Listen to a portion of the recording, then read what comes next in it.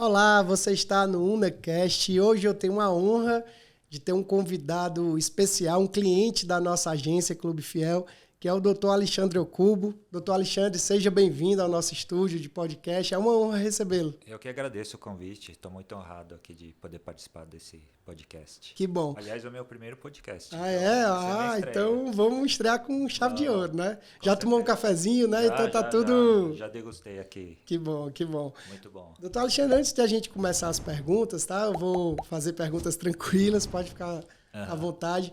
Mas eu quero saber como é que o senhor decidiu ser médico, assim, como foi essa história, né? Pode contar um pouco pra gente? Assim, teve alguns fatores que me influenciaram nessa decisão. Uhum. Pelo que eu me lembro, assim, eu só tenho um tio médico na família, né? Então, com certeza, ele deve ter me influenciado, porque ele me levava para sair. Eu lembro, ele morou uma época na minha casa quando eu era criança, então eu lembro ele de branco. Acho que isso daí deve ter me marcado um pouco. E uma outra influência foi a minha tia do lado do meu pai, que ela sempre falou que o meu avô ele tinha um sonho de ter um médico na família. Uau. Então, acho que na minha infância esses dois fatores me marcaram. Aí mais para frente, quando eu estava no ensino médio, eu entrei na turma de biológicas. Sim. E praticamente todos os meus amigos prestaram medicina. Então, esse terceiro fator também me influenciou bastante. Seu avô chegou a ver? Chegou a... Não, Não, né? ele Infelizmente faleceu não. antes, mas a minha tia sempre me falava, nossa, se Legal. o seu avô tivesse vivo, ele ia estar muito feliz e orgulhoso. Ficou o legado, né, dele. Sim. Incrível. E a dermatologia? Veio depois? Não, a dermatologia foi gradual. Durante a faculdade, né, a gente vai passando pelos estágios. No terceiro ano, a gente teve uma pincelada na dermatologia, né? Legal. Então já começou uma introdução desde o terceiro ano. Só que no quinto ano, a gente passa mesmo no departamento de dermatologia, atendendo os pacientes. E nessa ocasião eu percebi que a dermatologia é uma área muito ampla, né? Uhum. Então você consegue tanto atender a parte de doenças, tem a parte de cirurgia, né? Então pequenas cirurgias também é uma área interessante. A área estética cresceu muito também, né? Então, e bem nessa época que a gente estava passando o estágio, era bem o início da parte de estética, cosmetria. Então eu já pude perceber que era uma área em evolução que no futuro ia ser muito promissora. Incrível, incrível.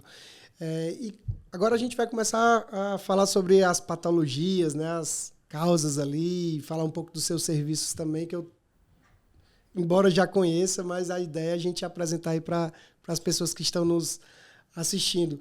E aí a gente vai falar sobre queda de cabelo, né? Inclusive, eu estou passando por esse momento agora, Sim, né? Assim, acho que chega uma determinada idade, né? É uma queixa muito frequente. E aí, quais são as principais causas da queda de cabelo? Tem alguma diferença entre homem e mulher, doutor Alexandre? Não, antes de falar das causas, é importante falar o seguinte, por exemplo, para uma pessoa é normal perder cerca de 50, 100 fios por dia e ser normal. Depende da fase que ela está passando, entendeu? A gente precisa começar a ficar um pouquinho mais preocupado se essa queda é além de 100 fios, se a pessoa começa a perceber áreas mais rarefeitas, né, do couro cabeludo, principalmente agora que está na moda de fazer selfie. Sim.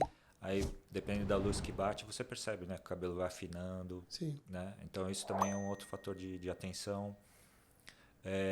Áreas que ficam falhadas no couro cabeludo e que não está repondo. Então, isso daí também é um outro sinal de atenção. Né?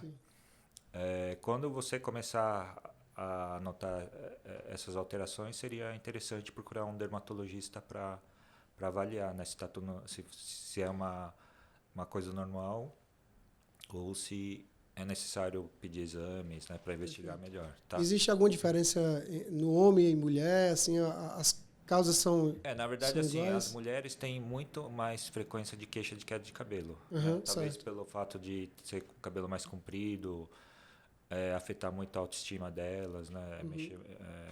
Elas têm muito mais queixas, tá? Mas assim, de modo geral, várias coisas podem provocar queda de cabelo. Então, desde doenças do couro cabeludo, né? Certo. Principalmente dermatite, doenças autoimunes como psoríase, alopecia areata, provocam queda de cabelo. Tem um fator genético também que é muito importante, né? Então, aquela calvície mesmo, que pode dar tanto em homem e mulher, só que é mais frequente em homem. Nesse aspecto é o inverso, né? É mais frequente em homem. Então, tem que ser analisado, né? E outras coisas que a gente não leva muito em consideração, até medicamentos podem provocar queda de cabelo. Emocional também, será? Ah, sim. Emocional, dependendo da duração, né? Da crise de estresse. Sim. Se é um estresse muito prolongado, muito crônico, também pode provocar queda de cabelo. Entendo. E muita gente fala sobre o Covid, né? As sequelas que o Covid tem deixado aí para a humanidade. Isso influencia também na queda de cabelo, Sim, Covid? sim. Nesses 2 anos aí de pandemia, eu pude atender muitos pacientes, né? E a principal queixa, mais além do que lesões na pele, foi queixa de queda de cabelo. Interessante. Né? E não tinha esse histórico, né, do Covid, né? Não tinha tido o COVID é o antes, seguinte, né? Ele causa uma inflamação, né, na raiz do cabelo, só que a queda não vai ser logo depois que você se recuperou do Covid. Sim. Ela começa a surgir depois de uns 2 meses que a pessoa teve o Covid. Então, muitas vezes ela chega ao consultório com queixa de queda de cabelo, só que ela não associa que foi do Covid. E tem gente até que teve Covid e nem sabe que teve, né? Também. Porque é interessante que assim, a queda provocada pelo Covid não é diretamente proporcional ao grau de... Assim, se você teve um Covid muito agressivo ou leve, não importa, ela pode dar queda depois. Sim, interessante. Então, muitas vezes a pessoa nem lembra mais que teve Covid e não relaciona essa queda de cabelo. E qual é o tratamento mais indicado? Assim, quando alguém percebe ali que está tendo a queda de cabelo, né? Claro, vai procurar o seu dermatologista de confiança, né? Isso, né? Pedir exames de sangue para ver se não é uma outra causa. Né? E daí, com alguns tratamentos, a gente consegue diminuir a queda ou criar situações para que tenha uma recuperação mais rápida. Né? Entendi. Que aí pode ser desde um tratamento mais tranquilo ali, feito em casa, até algum procedimento na clínica mesmo, né? Isso. E até o transplante também, né? Seria o caso mais extremo, digamos assim? Não, o transplante, esse tratamento é mais para aquelas quedas já que estão estabilizadas, certo. Não vai recuperar mais, entendeu? Entendi. Principalmente para queda genética. Perfeito. E agora vamos falar sobre unhas, né? Também que é uma das suas especialidades, né? Eu acredito que hoje é o principal motivo do paciente chegar na clínica é através do... Um dos carros-chefes da clínica, sim, alterações de unha, os pacientes me procuram bastante. Perfeito, interessante. E aí me fala o que é onicomicose, assim, o que é esse termo, né? Uma palavra diferente, verdade, né? Mas onicomicose é o termo técnico para micose de unha, né? Perfeito. O pessoal conhece mais como micose de unha, ou seja, fungos na unha, né? Perfeito. E tem alguma causa específica? Sim, a presença de fungos, né? São aquelas manchas brancas, amareladas, que aparecem principalmente nas unhas dos pés, né? Mas também que pode aparecer nas unhas das mãos, né? E tem alguns fatores predisponentes, né? Para que isso ocorra. Certo. Primeiro, a pessoa tem uma predisposição genética para poder adquirir, né? E outras coisas que favorecem é o seguinte: os fungos, eles gostam bastante de umidade e calor. Então, toda aquela situação que a pessoa, que envolva, né, calor e umidade, pode facilitar a penetração do fungo e desenvolver a micose na unha. Né? Então, a pessoa que fica muito tempo, muitas horas seguidas com bota, com sapato fechado, aquelas pessoas que transpiram excessivamente nos pés, né? E doenças que diminuem a imunidade da pessoa, né? Então, diabetes, alteração de circulação no pé, né? Em que o sangue chega mais difícil nas extremidades, né? Ou se a pessoa está fazendo algum tipo de tratamento que diminui a imunidade também, pode ser um fator para a pessoa adquirir a micose de unha. Interessante que quando a gente faz as campanhas, né, a gente, agora falando como agência, né, e a gente coloca aquela foto e aí muita gente comenta falando, eu tenho isso, e é interessante pelas perguntas, né, ou afirmações das pessoas, que geralmente elas não entendem, né, do que tinham, né? É preciso difundir mais esse conceito, esses termos? Na verdade, o que é importante? A pessoa acha que a micose de unha é só uma doença estética, né? Sim. Tá com aquela mancha e tal. Só que ela tem que saber que aquilo lá é como se fosse um armazém de fungo. Então, a presença de fungos na unha pode ser transmitida para outras partes do corpo também, se a pessoa tem essa predisposição. Entendi. Então, não é só na unha que é o problema, né? Entendi. Pode ter uma outra predisposição ali, né? Pode passar para outras partes do corpo. E, além disso, é o seguinte, se a pessoa deixa muito tempo a micose se alastrar, ela pode até atingir a raiz da unha e mudar totalmente a estrutura, o formato da unha. Aí, se chega nesse ponto, é mais difícil ainda o tratamento, entendeu? Se alguém está agora nos assistindo, né, e possivelmente tem aí ou a causa ou sintomas iniciais ali, tem alguma forma de ela, olhando ali para a unha Não, é difícil porque assim, existem outras doenças que simulam a micose de unha. O mais interessante é você procurar um dermatologista para fazer um diagnóstico preciso, porque além de ser um tratamento demorado, né, tem algumas modalidades de tratamento que vai ser mais interessante dependendo de paciente para paciente. De acordo com o que a pessoa está passando ali, né? Isso, vai ter que ser analisado caso a caso. Né? E a clínica tem tratamentos inovadores, assim, quais são as novidades nesse tipo de tratamento? Na verdade, assim, a clínica tem um laser, né, um laser frio que é específico para tratamento de micose de unha, que a gente está tendo bastante resultado, bastante casos de sucesso, principalmente naqueles pacientes que já tinham tentado de tudo, feito tratamentos por vários meses, vários anos, a gente está conseguindo resultados excelentes, né, com esse laser que a gente tem na clínica. Então, é mais uma modalidade de tratamento para auxiliar os pacientes. O tratamento laser, ele consegue agir no problema de forma mais rápida, isso? Na verdade, assim, ele é muito indicado para as pessoas que assim, já tentaram de tudo, né, não tiveram sucesso, para as pessoas que não podem fazer o uso de medicamento via oral por algum motivo, né, que está tomando outros medicamentos que não podem misturar com remédio para micose, ou até mesmo associação de tratamentos. Então, às vezes, a pessoa já fez os tratamentos separados, mas associando com os tratamentos que já são conhecidos, mais o laser, a gente consegue um resultado melhor do que se fizesse separado. Então, interessante. E é indolor o tratamento? Sim, totalmente indolor. Perfeito. E é rápido. A sessão dura meia hora para os 2 pés, por exemplo. Interessante. E agora a gente vai falar sobre um dos problemas aí que tem, não sei se eu posso dizer que é problema, né? Talvez uma patologia, não sei qual é o termo mais adequado para falar, doutor Alexandre, que é o melasma, né? Sim. É um problema, é uma deficiência? Não, na verdade é uma doença. É uma doença, certo. Que são aquelas manchas acastanhadas, escurecidas, né? Principalmente no rosto. Ela atinge muito mais mulheres, né? Mas pode aparecer em homem também. E o pessoal conhece muito como mancha de gravidez, né? Perfeito. Porque, na verdade, um fator importante que faz aparecer são as alterações hormonais, né? Principalmente na gravidez, uso de anticoncepcional, né? Mas não só esses problemas. Assim, sem a pessoa ter ficado grávida ou sem ter tomado anticoncepcional, ela pode desenvolver melasma. Muito comum também em locais que tem exposição de sol, assim, na intensidade máxima, né? O principal fator desencadeante e para manter o melasma ou até para piorar é a exposição aos raios ultravioleta. Né? E eu vejo na internet que divergem opiniões, né? Alguns falam que o melasma não tem cura, né? Outros falam que existem os tratamentos, outros têm aquelas fórmulas mágicas, né? Que eu particularmente já não acredito tanto.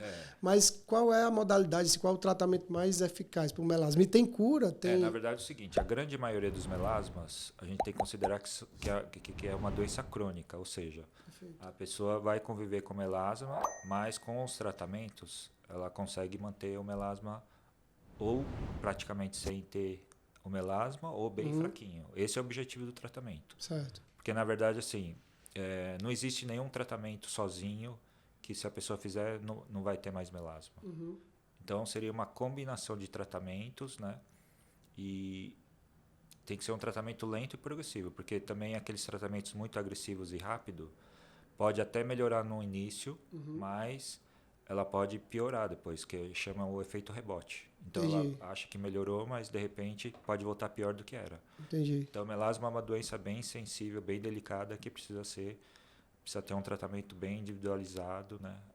Porque senão, em vez de melhorar, vai piorar. E como é que alguém a pessoa ali que está se olhando no espelho, né, ou vai até tirar uma selfie, consegue visualizar, Tem alguma forma de ela identificar, poxa, de fato eu estou com melasma, preciso procurar um dermato? Então... Porque assim, tem o melasma, né, que são essas manchas, mas tem outros tipos de mancha que também podem simular o melasma. Então, o interessante é ele passar no dermatologista para conferir mesmo, confirmar se é melasma mesmo. O foco do melasma é o rosto? Principalmente o rosto, né? Maçãs do rosto, nariz, testa. Né? Perfeito. E há um controle do melasma? Se há alguma ação depois ou durante o tratamento que o paciente possa fazer ali para controlar o melasma? Na verdade, assim, o principal fator que muda a história do melasma é a pessoa se conscientizar, né? Entender a doença, sabendo que dependendo do estilo de vida da pessoa, se ela quiser que o melasma fique controlado, ela vai ter que mudar. Então, por exemplo, aquela pessoa que gosta todo fim de semana ficar estendido no sol, essas coisas, não vai... Ou que não usa o protetor também, né? Ou que não usa o protetor, então ela vai ter que mudar radicalmente o estilo de vida. Porque senão não vai obter nunca sucesso. Entendi. E hoje o melasma é um dos maiores vilões aí da estética, será? É uma doença, assim... É um desafio para a dermatologia ainda, porque não tem nada assim ainda 100% eficaz. Então, todos os congressos que eu vou, sempre tem aula sobre melasma, atualizações, mas nada... Ainda em concreto, definitivo, nada 100%. Né? Então, a ciência ainda vai continuar evoluindo para, quem sabe, um dia, né, a gente conseguir a cura. Que bom. É interessante essa visão... sincera e transparente, né, do Dr. Alexandre, porque eu, de fato, já vi pessoas prometendo ali a aniquilação, digamos assim, do melasma. Né? Mas, não, porque sempre tem o risco de voltar. Verdade. E vem muito de acordo com o estilo de vida da pessoa. Perfeito. E aí vamos falar sobre acne agora, né, e acredito que acne é outro vilão também, né, porque afeta diretamente na estética, mas tem... situações muito mais profundas, né? Sim. Saindo um pouco da estética também. Aí eu gostaria que o senhor falasse qual é a principal causa da acne, né? Tem várias causas, tem uma causa específica. A acne mais frequente é aquela do adolescente, né? Que começa na puberdade, com a mudança hormonal, né? Sim. Porque, assim, a grosso modo, o que é a acne? A acne é a obstrução dos poros, né? Daquelas áreas que tem maior concentração de glândulas sebáceas. Sim. Que é aquela glândula que produz o sebo, que é como se fosse o óleo da pele, né? Para lubrificar a pele, impermeabilizar a pele. Então, na adolescência, tem aquela fase de mudança hormonal, né? Que as glândulas estão aumentadas, produz mais o sebo, aí fecha os poros, né? E essa oclusão do poro que inicia a acne, né? Que a gente conhece primeiro como cravo, né? Sim. Que pode ser ou fechado ou aberto. E a inflamação desse cravo que vira aquelas lesões que a gente conhece como espinha, aquelas bolinhas vermelhas ou até com pus. E aí a limpeza de pele também é um grande aliado, né? Na acne, com né? certeza. A limpeza de pele feita pela profissional, né? Que é esteticista no caso, auxilia bastante nos casos iniciais e mesmo avançados. E os medicamentos que o dermatologista vai indicar para a pessoa fazer em casa, né? Para usar em casa, de acordo com o grau, com o tipo, né? Da pele da pessoa. Sim, um grande desafio que eu vejo na medicina, que é semelhante ao marketing, e eu acredito que vários outros segmentos também, é a automedicação, né? Assim, a gente brinca até que é o Dr. Google, né? A pessoa está com um sintoma ali, ela vai, coloca no Google e aí tem ali uma breve informação, ela compra aquilo como verdade, né? E acaba fazendo o seu próprio tratamento sem buscar um especialista. Vocês enfrentam muito isso lá na clínica? Assim, um paciente já chegar com uma gravidade maior por conta... Tem gente que já vem com a listinha do que fez, né? Que já, sei lá, viu no YouTube ou em outras redes sociais, né? Já, fiz tal, não consegui sucesso ou até piora. Porque às vezes a pessoa acha assim, eu vou limpar muito a minha pele para tirar toda a oleosidade, né? Só que esse excesso de limpeza também pode ser prejudicial. Interessante. Porque a pele fica mais sensível, a barreira cutânea fica comprometida e aumenta a inflamação, entendeu? Pode agravar a acne em vez de melhorar. Por isso que é importante analisar o tipo da pele da pessoa, ver que tipo de lesão de acne que ela tem. Sim. E daí fazer um tratamento adequado para aquele quadro do paciente. Interessante. E quais são os tratamentos, doutor Alexandre? Além da limpeza de pele, tem... Daí eu tenho uns tratamentos caseiros, né? Uhum. Que vai fazer em casa, com a base de ácidos, de substâncias que diminuem a inflamação. Às vezes a pessoa vai ter que tomar um período de antibiótico, né? Que Entendi. vai agir para diminuir a inflamação ou diminuir a população de bactérias que também auxiliam na inflamação da pele. E até a isotretinoína, que seria um estágio mais, assim, o último estágio, né? Que é o medicamento que vai agir diretamente na glândula sebácea, que ela vai provocar diminuição dessa glândula, produção menor de oleosidade, né? Entendi. Essa é na fase de doença, porque depois a gente vai fazer os tratamentos de manchas, de cicatrizes, né? Isso sim é feito no consultório, né? Sim. Pode ser feito peelings, lasers, né? Dependendo da necessidade do paciente. Legal. Eu estou entrevistando o Dr. Alexandre Ocubo, ele está à frente da Clínica Prime Dermatologia aqui em São Paulo. E, doutor Alexandre, vamos falar agora sobre bronzeamento artificial, né?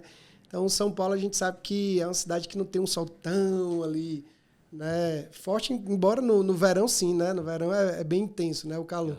Mas aí acredito que muitas pessoas buscam ali o bronzeamento artificial, principalmente quando a gente está na época do inverno ali, né, e tudo. É saudável buscar esse meio, né? Quais são as indicações e as contraindicações, digamos assim? Na verdade, Diego, eu vou te falar uma coisa. Não sei se você...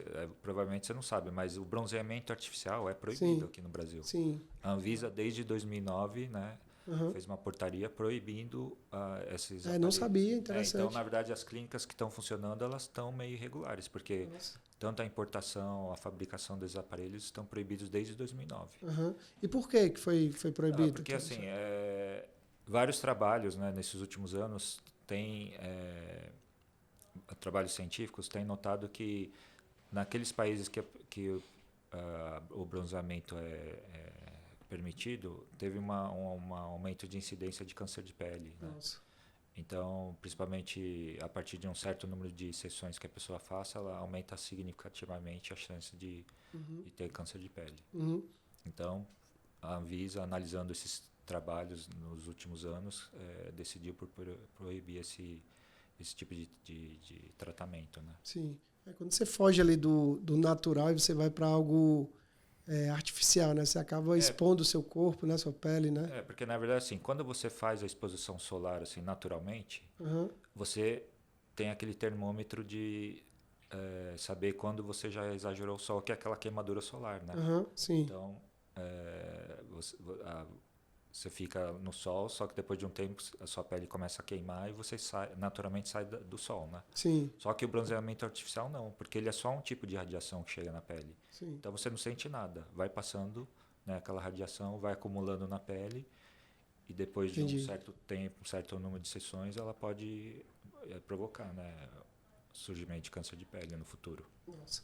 E aí vamos falar agora sobre rejuvenescimento, né? Um termo que está super em alta, né? Na área da dermatologia, né? Tem tratamento, assim, quais são as tendências hoje, né? Assim, a pessoa quer ali rejuvenescer, né? Quer sei lá, poxa, eu tenho 40, quero ter um rosto de 30, ou 50, um rosto de 30.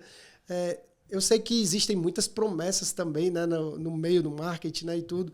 Mas quais são os tratamentos mais adequados assim, para quem pensa em rejuvenescer? Não, na verdade, Diego, eu vejo o seguinte, eu acompanhei todo o crescimento dessa parte estética, né? Como eu te disse, desde a época da faculdade, que estava engateando ainda a aplicação de toxina, de preenchimento, né? Eu vi crescer toda essa tendência.